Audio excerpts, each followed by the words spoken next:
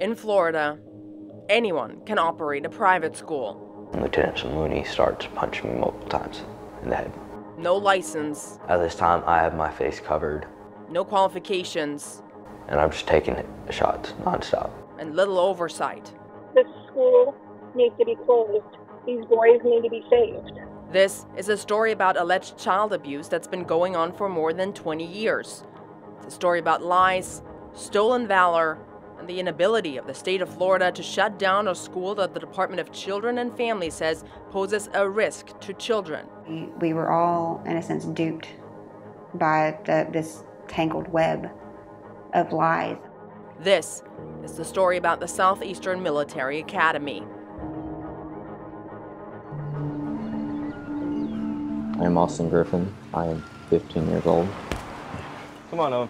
Austin and his two younger brothers attended the Southeastern Military Academy, or SEMA, from 2015. The small campus in Port St. Lucie might not look like much, but the school promises on its website it's, quote, among the best schools in the world. A private, Christian-based military school with a mission to focus on educational issues and teach self-confidence and self-discipline.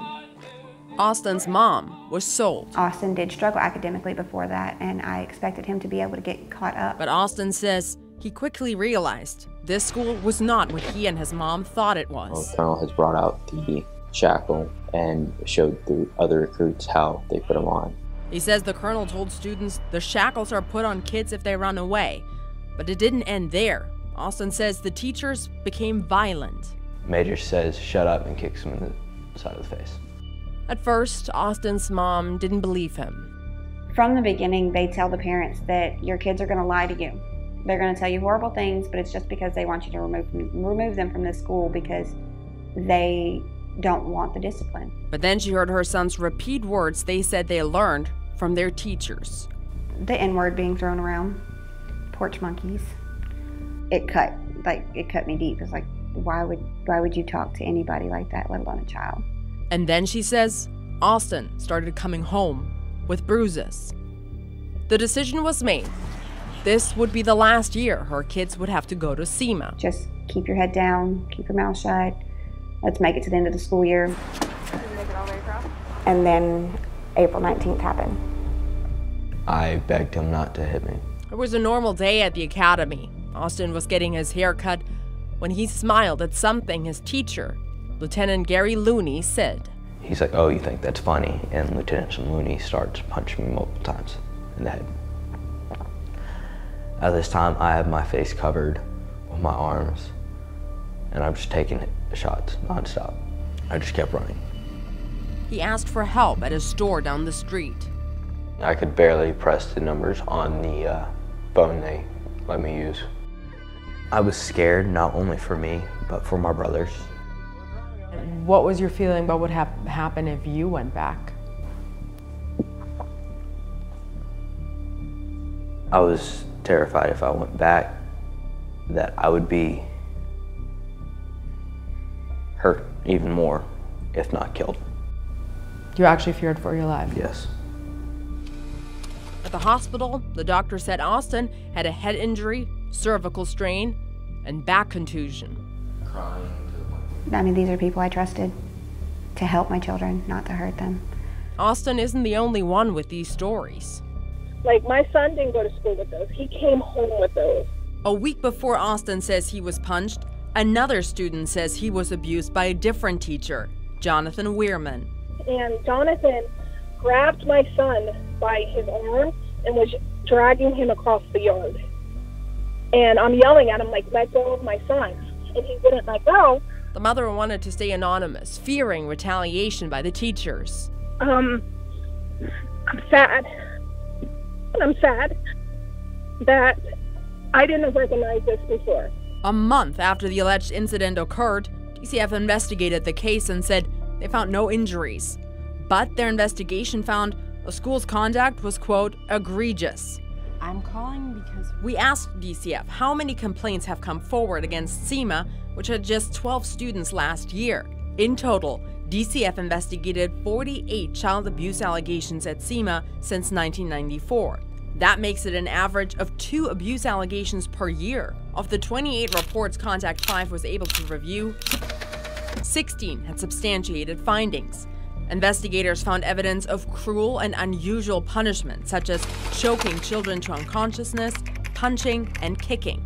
2008, a boy was held in shackles for 12 days. 2005, staff member punched student in the mouth and kneed him in the chest. 2004, staff members kicked and choked a student. The list goes on and on. DCF investigators concluded in their 2008 report that the risk to the remaining children at the school was high. Since then, DCF has investigated 9 more cases as recent as 2018, but DCF officials didn't give out details. Our investigation has found is that Mr. Wehrman will use the students as cheap child labor, free child labor, for his business. That business is called Dirty Deeds Land Services. They would have me and a couple other students get shovels and shovel the dirt and shovel the rocks. We tried to get answers from those running the school. Hi there, my name is Wanda Moore. I'm a reporter with WPTV, and I was wondering if there's someone who could talk to us about the allegations. No response? So let's back up. Remember that claim about being the best school in the world? It's amazing that they're operating from an academic standpoint, because it doesn't seem that these children are actually receiving an education.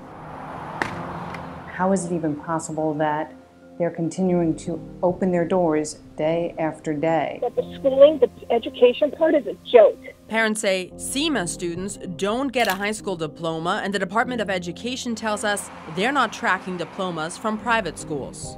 SEMA doesn't have a license. Turns out private schools in Florida don't need one. Is that shocking to you? Very. The teachers at the school are not licensed. The school is not licensed, but that's all legal. It is legal.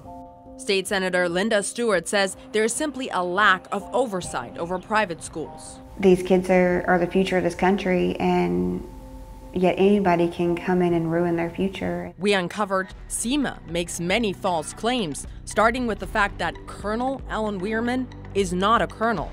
We contacted the military officials and they responded saying that they have no information on his military service. It downgraded the sacrifice that my family members made in the service. On the bottom of their website, it says the school is recruiting for the U.S. Army.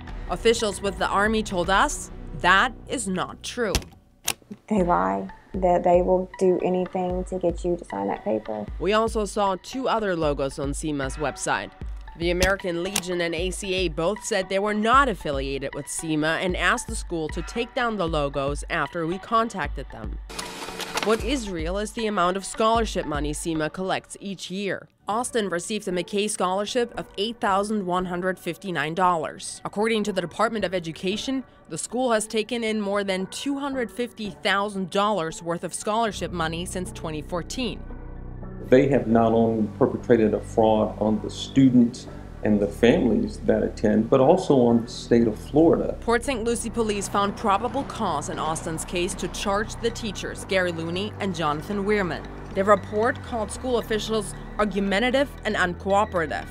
Some students said they were told by school officials to not talk to police.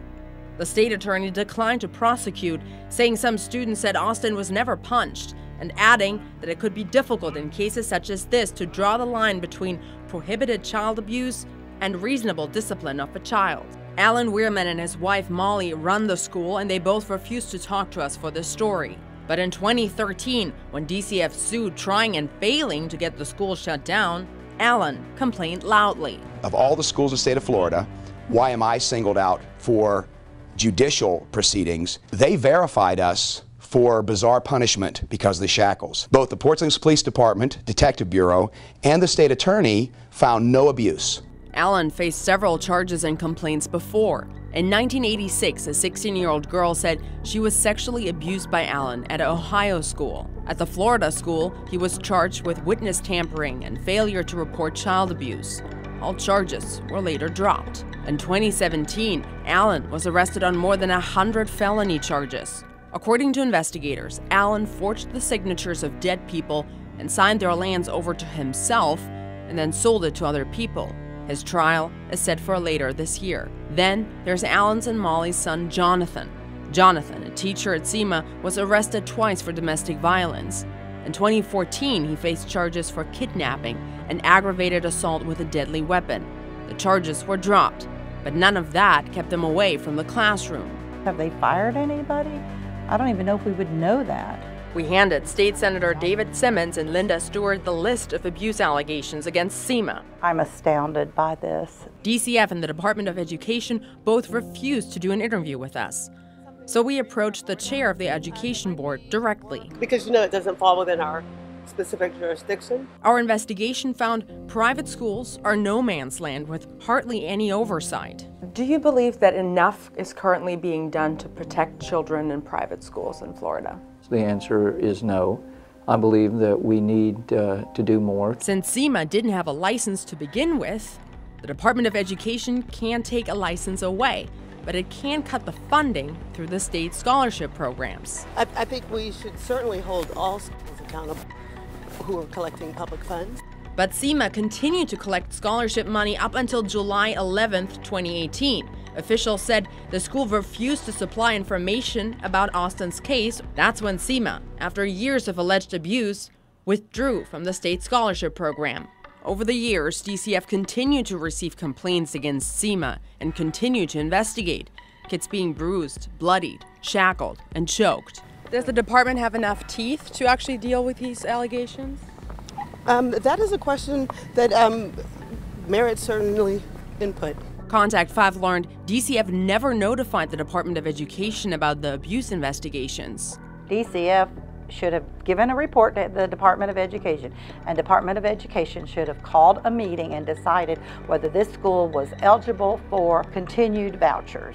But under current law, DCF is not obligated to notify the Department of Education about abuse allegations at private schools. For lawmakers like Stewart and Simmons, it's obvious something needs to change. There has to be more accountability, and that we have to keep our children safe. We need to do something to get rid of the bad apples. DCF investigated Austin's case and concluded that there are, quote, significant concerns for the safety of the students at the school. I don't want any of the people involved able to hurt any more children, ever. SEMA officials announced the school would be closed for the 2018-19 school year, but they're planning to open it back up. And any kid who has to go through this, which hopefully nobody else does anymore. Austin and his mom want to make sure that this time, SEMA closes for good.